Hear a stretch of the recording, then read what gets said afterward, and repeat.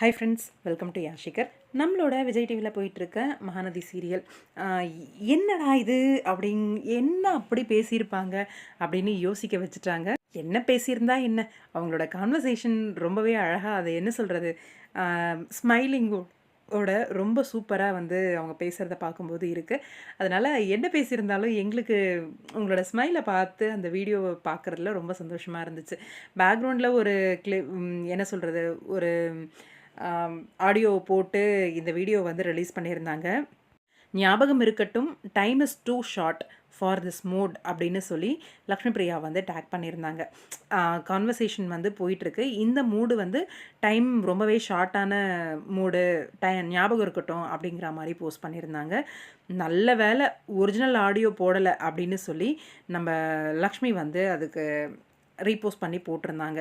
அப்படி என்ன பேசியிருப்பாங்க, நல்ல வேலை ஒரிஜினல் ஆடியோ போடலை அப்படின்ட்டு ஏதோ ஃபன்னாக பேசியிருப்பாங்க. கேர்ள்ஸ் கேங்கெல்லாம் சேர்ந்தாலே அது ஜென்ரலாக நடக்கிற விஷயந்தான். அந்த மாதிரி ஏதோ பேசியிருக்காங்க போல இருக்குது. அந்த ஆடியோவை கட் பண்ணிவிட்டு இவங்க ஏதோ போட்டு அதை போட்டிருக்காங்க. ரொம்பவே ஷார்ட்டான விஷயந்தான், ஞாபகம் இருக்கட்டும் அப்படிங்கிற மாதிரி, இந்த மூடை அப்படியே வச்சுக்கோ அப்படிங்கிற மாதிரியே அதை பண்ணியிருந்தாங்க.